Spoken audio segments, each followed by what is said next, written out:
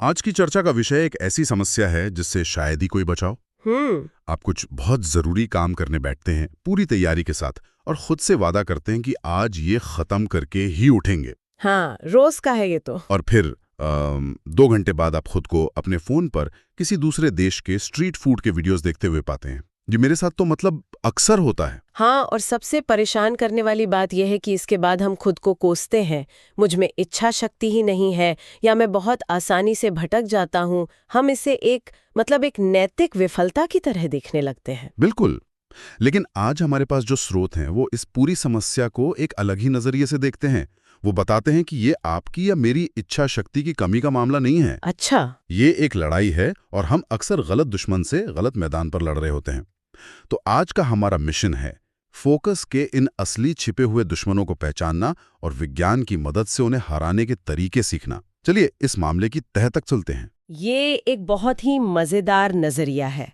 स्रोत इस लड़ाई को समझने के लिए 5 मुख्य सिद्धांतों की बात करता है, और ये सिद्धांत हमारे दिमाग की बनावट और उसके काम करने के तरीके पर आधारित है। जैसे हम समझेंगे कि मल्टीटास्किंग का जो भूत हमारे सिर पर सवार है वो असल में है क्या, हमारे दिमाग में मौजूद एक केमिकल कैसे हमें अपना गुलाम बना रहा है, और कैसे हमारा कमरा ही हमारे फोकस का सबसे बड़ा दोस्त या दुश्मन हो सकता है। तो चलिए पहले दुश्मन से शुरू करते हैं, जिसे हम सब एक खूबी मानते आए हैं, मल्टीटास्किंग। मुझे एक बात समझ नहीं आती। हम सब कहते हैं कि मल्टीटास्किंग खराब है, लेकिन आज की जॉब्स में, रेज्यूमे में, हर जगह तो इसकी मांग होती है। हाँ, ये तो है। तो क्या पूरी कॉर्पोरेट दुनिया ही गलत है, या हम मल्टीटास्किंग का मतलब ही गलत समझ रहे हैं? ये एक बहुत ही वाजिब सवाल है और इसका जवाब है हाँ, कॉर्पोरेट दुनिया काफी हद तक गलत है। देखिए, स्रोत में स्टैनफोर्ड यूनिवर्सिटी की एक बहुत मजबूत रिसर्च का जिक्र है। ओके, इस रिसर्च में ये बात साफ तौर पर सामने आई कि जो लोग खुद को हैवी मल्टीटास्कर्स मानते हैं वो असल में हर काम में खराब प्रदर्शन करते हैं। हर काम में? हाँ, उनकी ध्यान देने की क्षमता, याददाश्त और एक काम से दूसरे पर स्विच करने की काबिलियत उन लोगों से काफी कमजोर थी जो एक समय में एक ही काम पर ध्यान लगाते हैं। मतलब हम सोचते हैं कि हम एक ही समय में ईमेल का जवाब भी दे रहे हैं, रिपोर्ट भी बना रहे हैं और मीटिंग की तैयारी भी कर रहे हैं। हाँ, लेकिन असल में हम इनमें से कुछ भी ढंग से नहीं कर रहे हैं। कुछ भी नहीं। हमारा दिमाग एक साथ 2 ऐसे कामों पर ध्यान लगा ही नहीं सकता जिनमें सोचना समझना शामिल हो। वो बस बहुत तेजी से एक काम से दूसरे पर कूद रहा होता है, जिसे टास्क स्विचिंग कहते हैं। Task switching. और इस कूद फान की एक भारी कीमत चुकानी पड़ती है, जिसे वैज्ञानिक कॉग्निटिव कॉस्ट कहते हैं। हर बार जब आप ईमेल से रिपोर्ट पर वापस आते हैं ना, तो आपके दिमाग को दोबारा पटरी पर आने में वक्त और ऊर्जा दोनों लगती है। अच्छा, तो इसी वजह से दिन के आखिर में ऐसा महसूस होता है कि काम तो कुछ खास नहीं हुआ, पर दिमाग पूरी तरह थक चुका है। बिल्कुल। वो सारी ऊर्जा तो बस इस कूद फान में ही खर्च हो गई। बिल्कुल। ये वैसा ही है जैसे आप एक ही लेन में गाड़ी चलाने के बजाय लगातार लेन बदलते रहें। आप पहुंचेंगे देर से और थक भी ज्यादा जाएंगे।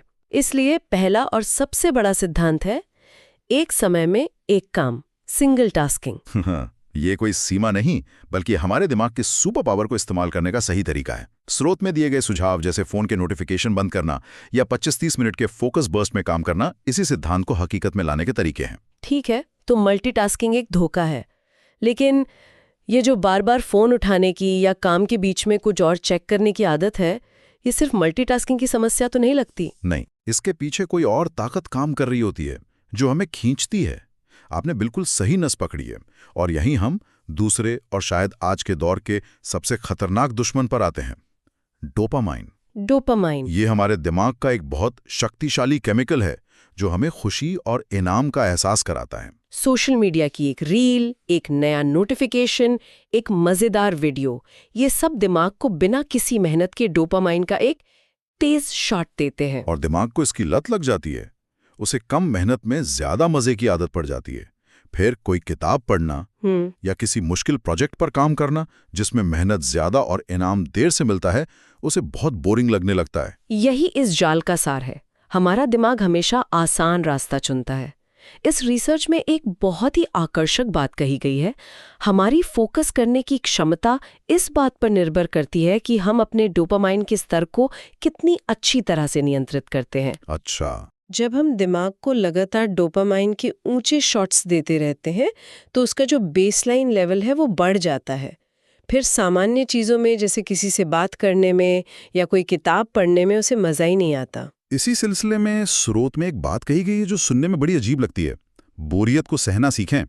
अरे हम तो पूरी जिंदगी बोरियत से भागते आए हैं। हाँ बिल्कुल। ये तो बिल्कुल उल्टा लग रहा है। क्या ये सच में काम करता है? ये न सिर्फ काम करता है बल्कि ये फोकस बढ़ाने की सबसे ज़रूरी कसरत है।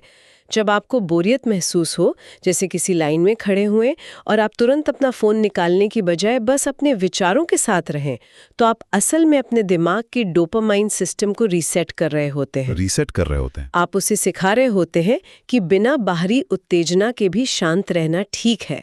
ये दिमाग के लिए जिम जाने जैसा है। हर बार जब आप बोरियत में फ़ोन नहीं उठाते तो आपकी फोकस की मांसपेशी थोड़ी और मजबूत हो जाती है। वाह, ये तो सोचने का एक बिल्कुल नया तरीका है। तो काम शुरू करने से पहले सोशल मीडिया ना देखना या सुबह उठते ही पहला 1 घंटा स्क्रीन से दूर रहना। हाँ, ये सिर्फ समय बचाने के लिए नहीं है, बल्कि दिमाग को दिन भर के गहरे काम के लिए तैयार करने का एक तरीका है। बिल्कुल। ये आपके दिमाग के लिए एक वार्म अप है और ये डोपामाइन की तलब हमें अक्सर हमारे माहौल में मौजूद चीज़ों से मिलती है। सामने पड़ा फ़ोन सिर्फ एक डिवाइस नहीं है, वो डोपामाइन का एक खुला निमंत्रण है। और ये हमें तीसरे सिद्धांत पर ले आता है जो मुझे बहुत दिलचस्प लगा। स्रोत का तर्क है कि एनवायरनमेंट बीट्स विल पावर। हाँ, यानी हमारा माहौल हमारे इच्छा शक्ति से ज्यादा ताकतवर है। इसका मतलब तो ये हुआ कि हम जो सालों से अपनी इच्छा शक्ति को कोसते आ रहे हैं कि मुझ में विल पावर ही नहीं है, वो शायद सच ही नहीं है। काफी हद तक। असल में हमने लड़ाई का मैदान ही गलत चुना हुआ है। हाँ, हमारी विल पावर नहीं, हमारा माहौल कमजोर था। हाँ, मैं ये नहीं कहूंगी कि इच्छा शक्ति का कोई रोल नहीं है, लेकिन उसे अपनी रक्षा की पहली पंक्ति बनाना सबसे बड़ी गलती है। बिहेवियरल साइंस हमें बताता है कि इच्छा शक्ति एक बैटरी की तरह है जो दिन भर में धीरे धीरे खत्म होती जाती है। अगर आप सुबह से ही फोन को न देखने के लिए अपनी सारी इच्छा शक्ति खर्च कर देंगे तो दोपहर तक आपके पास मुश्किल काम करने के लिए ऊर्जा ही नहीं बचेगी। तो स्मार्ट तरीका ये नहीं है कि अपनी बैटरी को मजबूत किया जाए, बल्कि ये है कि उसे खर्च ही ना होने दिया जाए। यही इसका कोर विचार है। अपने माहौल को ऐसा डिजाइन करें कि सही काम करना आसान हो जाए और गलत काम करना मुश्किल। अच्छा, अगर आपको सेहतमंद खाना है तो घर में जंक फूड रखने की बजाय फल और सलाद सामने रखें। इसी तरह अगर आपको फोकस करना है तो अपने काम करने की जगह से हर उस चीज को हटा दें जो आपका ध्यान भटका सकती है, खासकर आपका फोन। उसे दूसरे कमरे में रख दो। उसे किसी दूसरे कमरे में रख दें या किसी दराज में बंद कर दें। ये तो मेरे साथ रोज होता है। लिखने बैठता हूँ और सोचता हूँ बस एक बार ईमेल चेक कर लूं, और फिर 1 घंटे बाद खुद को बिल्ली के वीडियोस देखते हुए पाता हूँ। अगर फोन पास में ना हो तो शायद ईमेल चेक करने का ख्याल ही ना आए, या ख्याल आए भी तो उसे पूरा करने के लिए उठकर दूसरे कमरे तक जाने का जो आलस है, सही बात है, वो आपकी इच्छा शक्ति का काम कर देगा। आपने अपने माहौल को अपना सहयोगी बना लिया। एक साफ सुथरी सिर्फ काम से जुड़ी चीजों वाली जगह दिमाग को भटकने के सिग्नल ही नहीं देती। ये अपने विल पावर को बचाने का सबसे कारगर तरीका है। ठीक है, तो हमने माहौल को कंट्रोल कर लिया, फोन दूसरे कमरे में है, हम सिंगल टास्किंग भी कर रहे हैं, लेकिन फिर भी 1-1.5 घंटे के बाद दिमाग जवाब देने लगता है। ऐसा लगता है जैसे दिमाग की बैटरी खत्म हो गई है। तब हम क्या करें? अक्सर लोग सोचते हैं कि सफल होने का मतलब है घंटों तक बिना रुके काम करना, और ये हमारे फोकस का चौथा दुश्मन है। ये गलत धारणा कि आराम करना आलस की निशानी है। हाँ, विज्ञान हमें बताता है कि हमारा दिमाग कोई मशीन नहीं है, वो एक जैविक अंग है।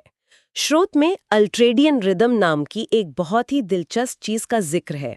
अल्ट्रेडियन रिदम? ये हमारे शरीर की एक प्राकृतिक साइकिल है जो लगभग 90 से 120 मिनट तक चलती है। इस साइकिल के दौरान हमारा ध्यान और ऊर्जा का स्तर बढ़ता है और फिर स्वाभाविक रूप से गिरने लगता है। तो जब हम 90 मिनट के बाद भी जबरदस्ती काम करने की कोशिश करते हैं तो हम असल में अपनी प्रकृति के खिलाफ जा रहे होते हैं। हाँ, और नतीजा ये होता है कि आप काम तो कर रहे होते हैं लेकिन उसकी क्वालिटी बहुत गिर जाती है और गलतियां होने की संभावना बढ़ जाती है।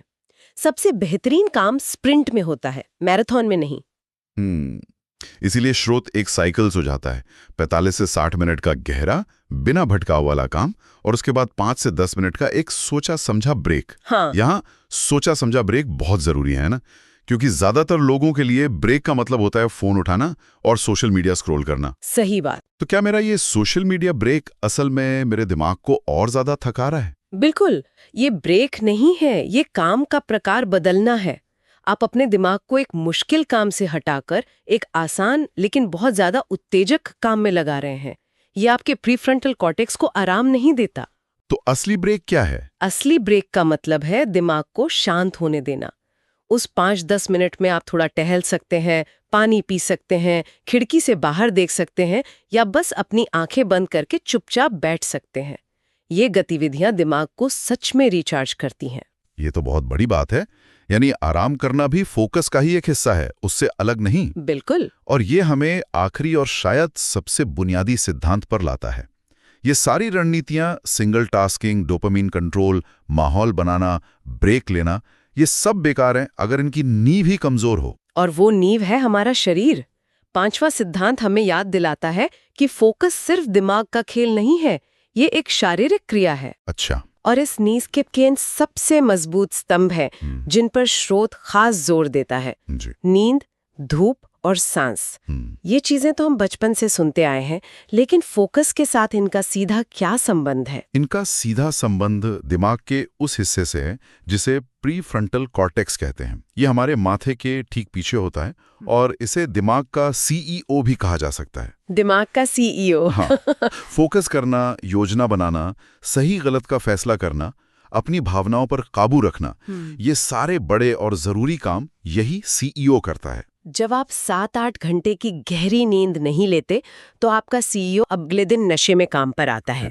उसकी काम करने की क्षमता बहुत कम हो जाती है। और सुबह की धूप का क्या रोल है इसमें? सुबह की धूप, खासकर पहले घंटे की, हमारे आंखों के जरिए दिमाग तक पहुंचकर हमारे शरीर की 24 घंटे की घड़ी यानी सर्केडियन रिदम को सेट करती है। अच्छा। इससे हमारे हार्मोन से ही समय पर निकलते हैं, हमारा मूड बेहतर होता है और दिन भर ऊर्जा का स्तर सही बना रहता है। इसी तरह कुछ मिनटों के लिए गहरी और धीमी सांसें लेना हमारे नर्वस सिस्टम को फाइट या फ्लाइट मोड से निकालकर रेस्ट और डाइजेस्ट मोड में ले आता है। मतलब तनाव कम करता है। हाँ, तनाव कम करता है और प्रीफ्रंटल कॉर्टेक्स में खून का बहाव बढ़ाता है, जिससे उसकी काम करने की शक्ति बढ़ती है। तो इन सब बातों का निचोड़ क्या है? हमने 5 सिद्धांतों पर बात की। मल्टीटास्किंग के धोखे को समझना, डोपामीन के जाल से बचना, अपने माहौल को अपना दोस्त बनाना, काम और आराम का सही चक्र अपनाना और अपने शरीर की बुनियादी जरूरतों को पूरा करना। हाँ, मुझे लगता है कि इन सब में सबसे बड़ी और उम्मीद देने वाली बात यह है कि फोकस कोई जन्मजात प्रतिभा नहीं है।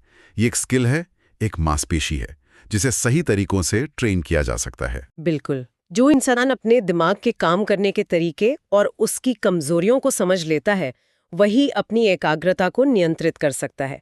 ये सिर्फ और ज्यादा मेहनत करो का मामला नहीं है, बल्कि स्मार्ट तरीके से मेहनत करो का मामला है। लेकिन स्रोत के आखिर में एक बहुत जरूरी सवाल भी है। आज के दौर में जानकारी की कमी नहीं है। ये सारी बातें शायद कहीं ना कहीं सबने सुनी होंगी।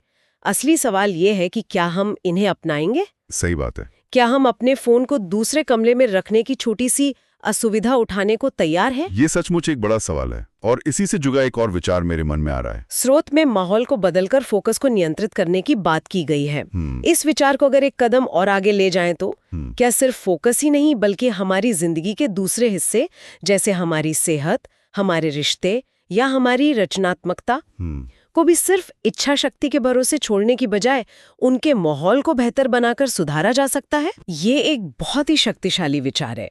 जैसे अपनी सेहत सुधारने के लिए जिम जाने की इच्छा शक्ति पर निर्भर रहने के बजाय अपने वॉकिंग शूज को दरवाजे के ठीक सामने रखना। हाँ, ये बेहतर रिश्ते के लिए घर में एक नो स्क्रीन जोन बनाना, जहां बैठकर सब सिर्फ एक दूसरे से बातें करें बिना किसी डिजिटल डिस्ट्रैक्शन के। सही कहा। हम अपनी समस्याओं के लिए खुद को दोष देने की बजाय अपने आसपास के माहौल को बदलने पर ध्यान केंद्रित कर सकते हैं। ये एक ऐसा सवाल है जिस पर सोचने से शायद हमें अपनी कई मुश्किलों के ज्यादा आसान और असरदार हल मिल सकते हैं।